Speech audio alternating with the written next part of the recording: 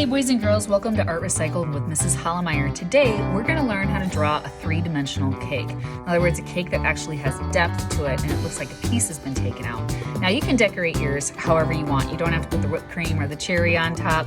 I'm going to show you some techniques to design the lines and frosting the way that you would like in your own cake, and of course you can always choose your own colors. All right boys and girls, to get started with our cake drawing, I'm going to use a pencil and a ruler, and then eventually something black to trace with, like a Sharpie or a black crayon or something of that sort. So basically what a cake is it's a cylinder. So the first thing I'm going to do is at the very top, I'm going to take my pencil and I'm going to draw a wide, flat oval. So I kind of think of like a wide frown at first with a gentle curve, and then it swoops around like this, and we try to make a symmetrical smile on the other side. So a wide, flat oval. All right, the next thing I'm gonna do is I'm gonna draw the sides of the cylinder. And one of the biggest mistakes kids do when they make cylinders is they accidentally don't go all the way to the very widest point of the oval. They tend to wanna go like right here, but that's not right. You'd wanna be all the way over here.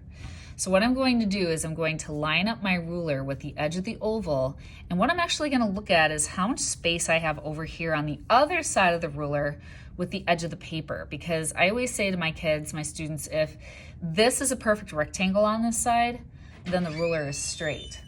So the next thing I'm going to do is I'm going to take this and I'm going to draw a straight line down until I get to about, I don't know, 3 or 4 inches to the bottom of my page there. And then I'm gonna remove the ruler. Oh, somebody just came in to deliver supplies, so you hear my squeaky door there.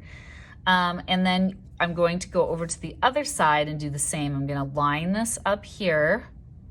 Again, I'm gonna look at my ruler with the edge of the paper. If I see a perfect white rectangle there, then I know the ruler is straight. However, in this case, my ruler actually goes all the way to the edge of the paper. I'm going to draw a straight line down, and I'm going to try to have them be about the same length, okay?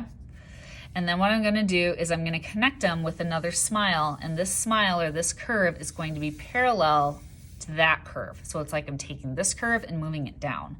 So I'm going to go like this.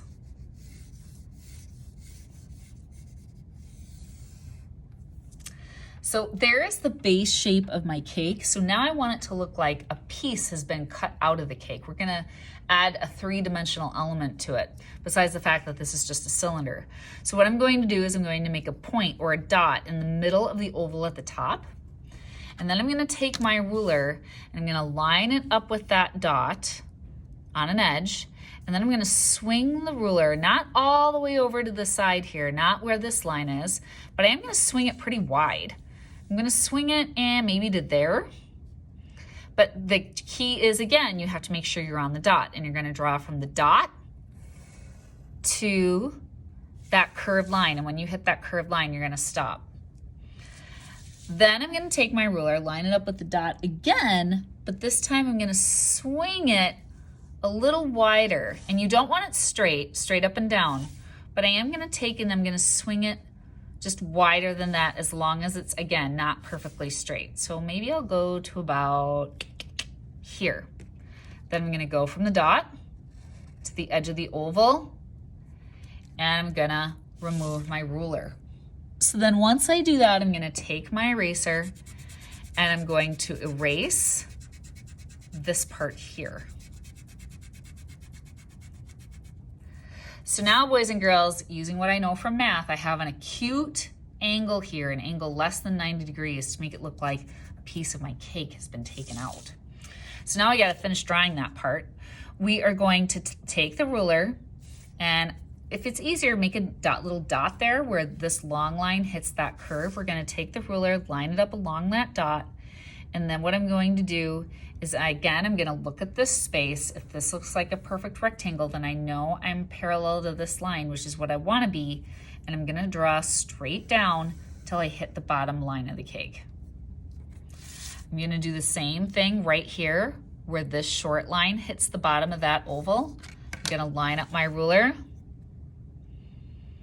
and now I'm going to look at this shape Does it look like a perfect square or perfect rectangle almost, minus the curves? Yes, it does.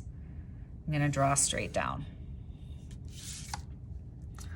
Then the next thing I'm gonna do is I'm going to look at where this straight line hits the bottom curve here, and I'm gonna make a dot right here.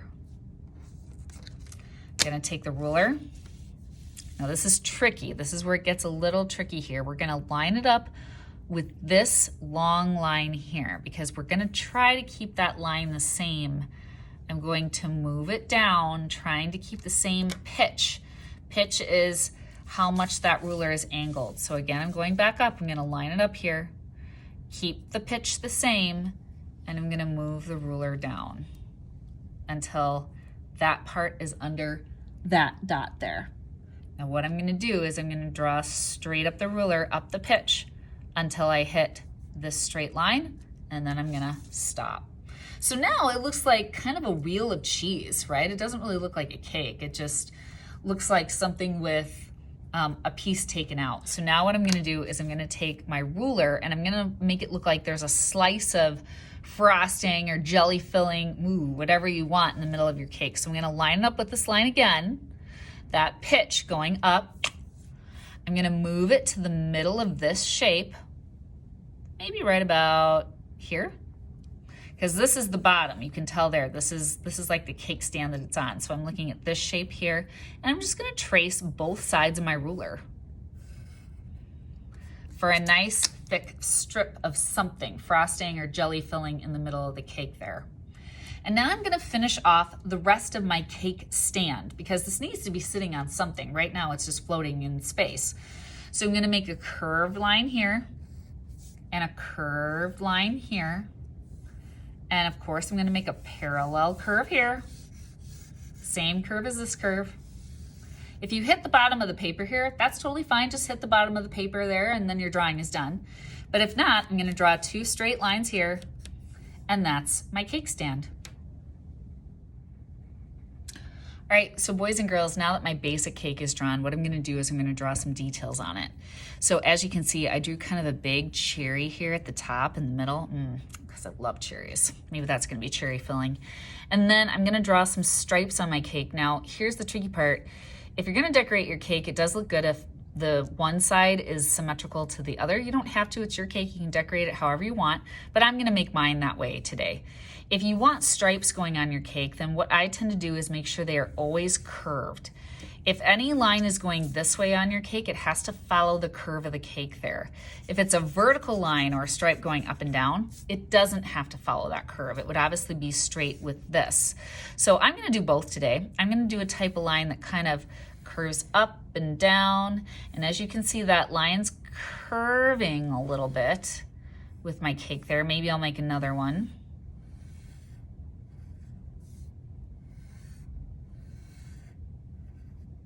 Now I'm gonna continue that on this side because I want my cake to be symmetrical. So I would imagine that that would be curving that way, and I'd only see part of it because it would go around the edge then.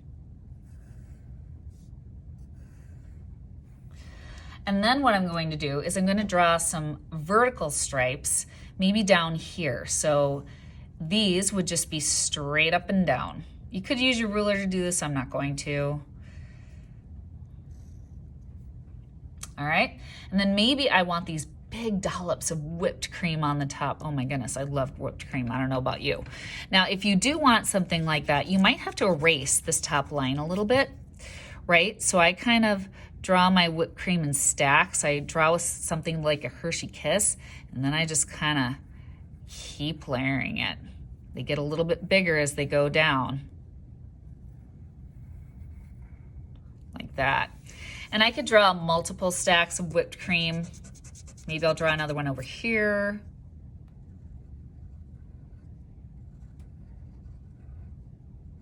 I don't know about you guys, but I love cake. This is actually making me hungry. And then, who knows, if you want letters or something on here, your letters would be tilted, because remember, you're not looking at the cake from straight down. You're looking at it from an angle. So you wouldn't have your letters straight here necessarily. Maybe I'm going to make some big bumpy lines here for some yummy frosting, that when it would start to curve around the edge, it would not only get thinner, but it would kind of disappear back here around those dollops of whipped cream, or it would even go up like this.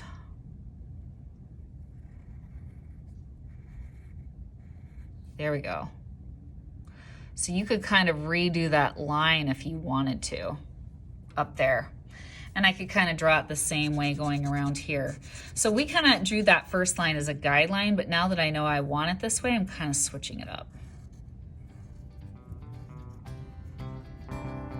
Just trying to draw some gentle bounces over on this side. So notice on one side it's bouncing up, on the other side it's bouncing down. And this is why we drew it in pencil first, because sometimes you do have to erase.